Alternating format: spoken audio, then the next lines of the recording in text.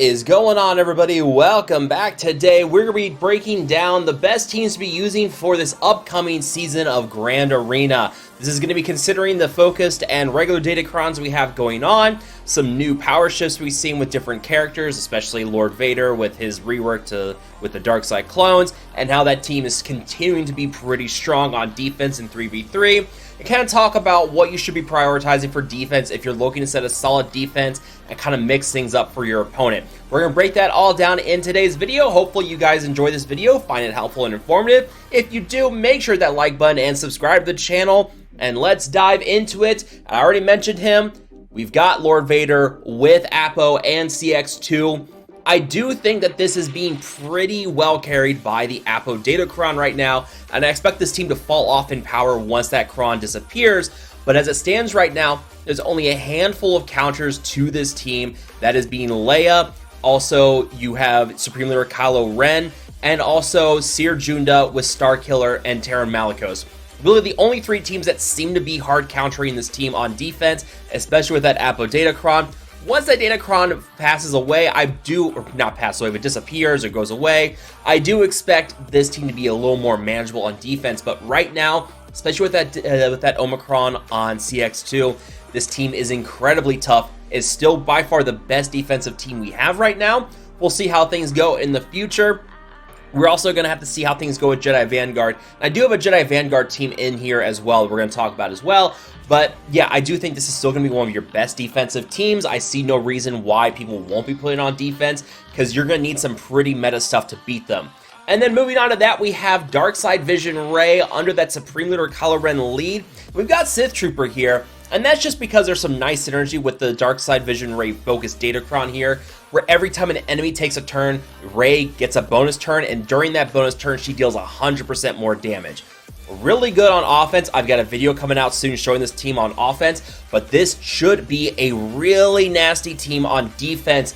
And I think really the only reliable counter you're going to have this team on defense is going to be Bane. Like, that's it. I don't think Galactic Legends are going to beat this team while this focused Datacron is here. It's extremely powerful. She's getting that malevolent lineage pretty often. She's calling Kylo Ren to assist.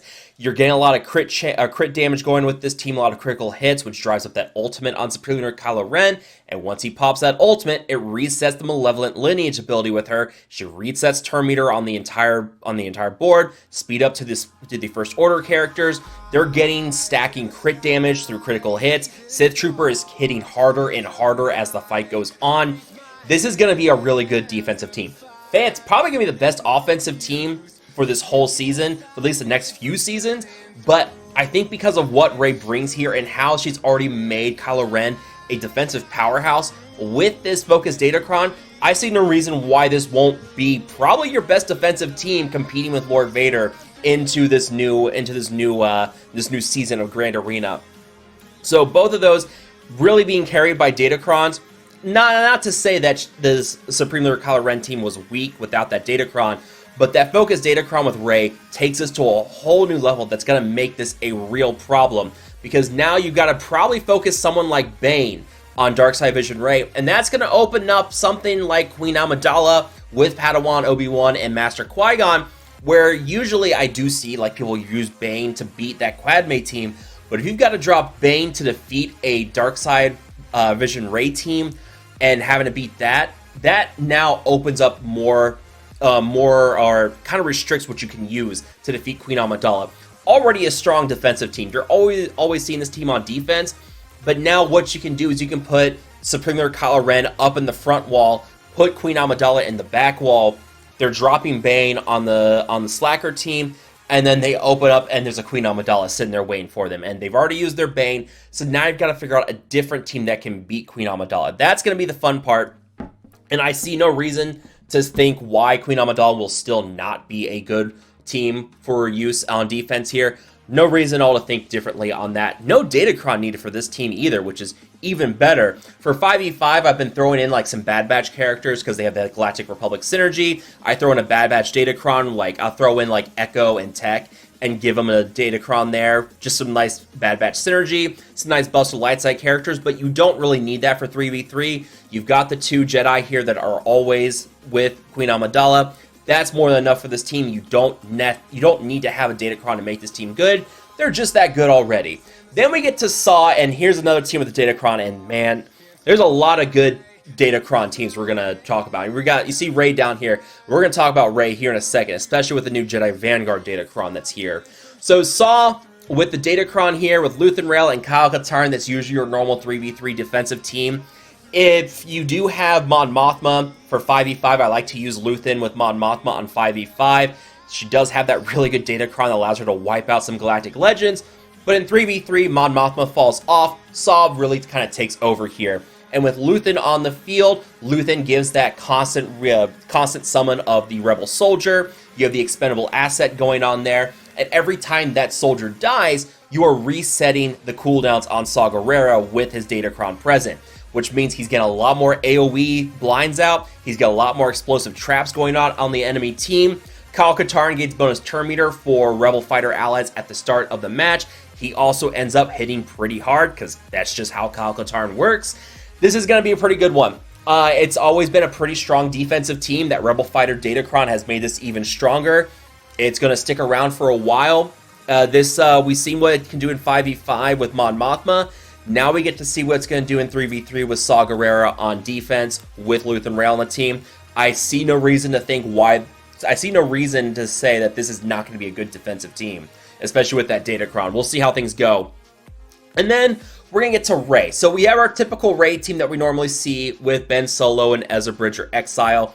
A lot of Omicrons on that team. Super, super annoying to deal with. But if you do have, let's say, Galactic Legend Ahsoka and you want to use Ezra Bridger, well, luckily for you, there's a nice little Datacron that has popped up with Barriss Offee, and that has now opened up a new annoying team. Because if you thought Rey was annoying enough, well, now we have this stupid Datacron with Barriss Offee here, where if she is defeated, she revives characters. So, what a pain in the butt this Datacron is going to be. Not as strong in 3v3, but in 5v5 on a Rey team, you bring in like Ezra, Ben, Barriss, and another character. That's going to be a nightmare on defense in 5v5, but this is still going to have some nice power in 3v3 because of that Datacron. Obviously, you have your typical team with Ezra and Ben already.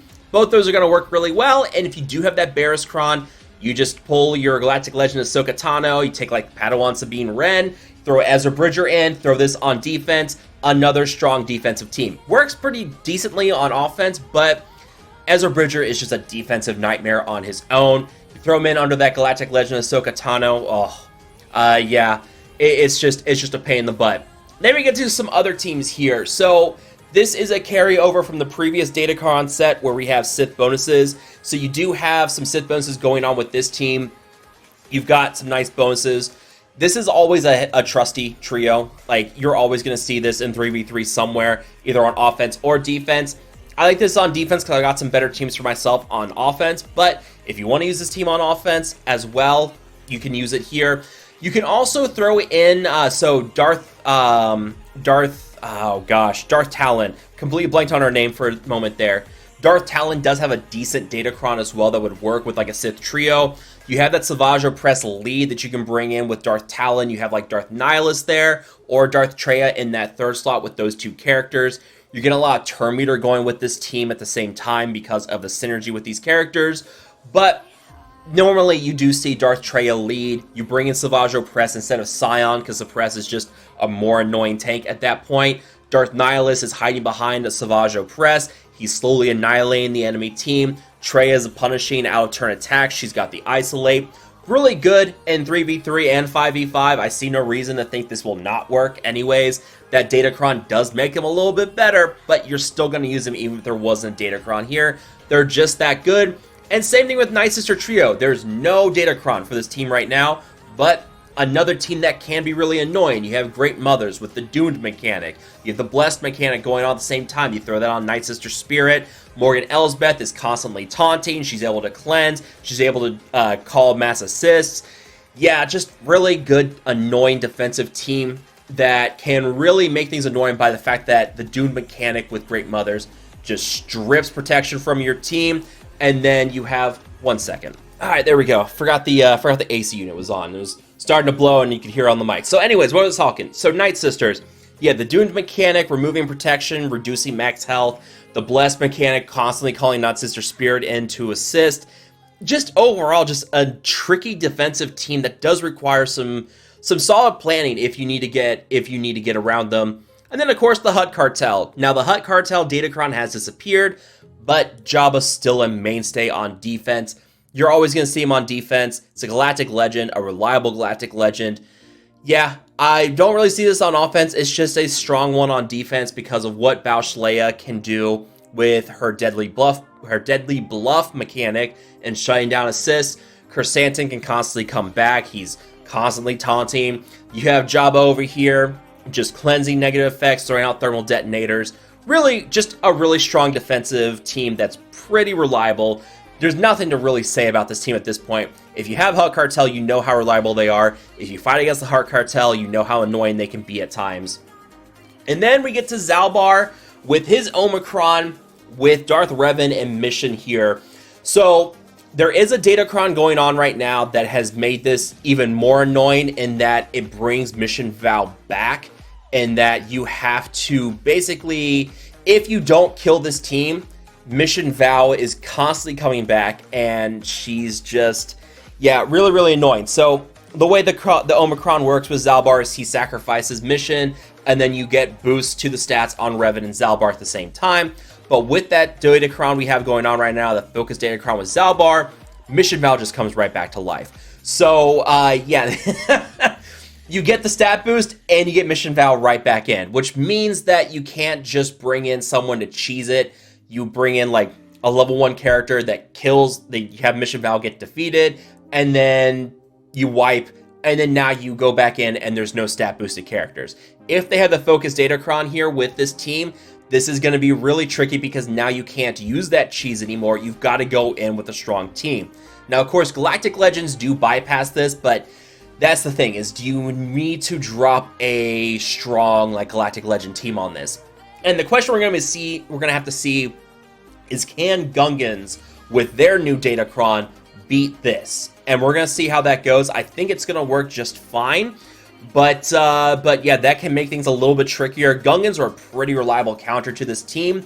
But hey, if you're having to drop your Gungans on this instead of something else, yeah, that's not bad. That's not bad at all. That could work pretty well. So yeah, keep an eye out for this team, especially if the focus Datacron, you're not going to be able to cheese it, so you got to bring in someone reliable to beat it. And then we get to Sith Empire. If you don't have the Zbar the Omicron, you're going to be dropping Sith Empire in here with Malgus and Darth Malik. You get a lot of tankiness going on here. You get some nice damage between Malgus and Revan. Overall, pretty solid defensive team. That Sith bonuses with the Datacron is going to help boost this team quite a bit. But yeah, this is still one I think is going to work just fine. I see no reason to think why we would not be seeing this on defense. That nice boost with the Sith and the Datacron there has helped making this a little bit better. But yeah, if you don't have that Zbar Datacron, that Zbar Omicron, then yeah, Revan in here with Malgus, falling off a little bit in power in terms of defense, but still reliable. And it does require some strong counters. Still no reason to think why you wouldn't be putting this on defense. And then we get to Clone Troopers. So, new Datacron set has some bonuses to clones. There are some weird ones. The Clone Troopers require like dark side. So it's like dark side bonuses for Clone Troopers. It's a little weird. There's a couple of light side clones that do get bonuses here as well. But overall, like, this is still going to be a pretty good team. It's always a solid defensive team. That Omicron on Captain Rex is always pretty good. You have Rex with his lead constantly driving turn meter up on this team. Fives is constantly attacking, and you're getting cleanses. You have the heal mechanic with Captain Rex as well. And then eventually normal Captain Rex goes off and does his Annihilate ability. And yeah, this team just good. Even better now that there's Clone Trooper Datacron to help give him some nice little buffs. And then Admiral Raddus. So this is going to be dependent on the Datacron. If you have the Datacron for Rebel fighters, there is some nice boosts to Rebel fighters here. Cassian has a level 9 ability on the Datacron. You don't really have to have it, but it does make your Rebel fighters a little bit better. Jyn Erso and Admiral Raddus already have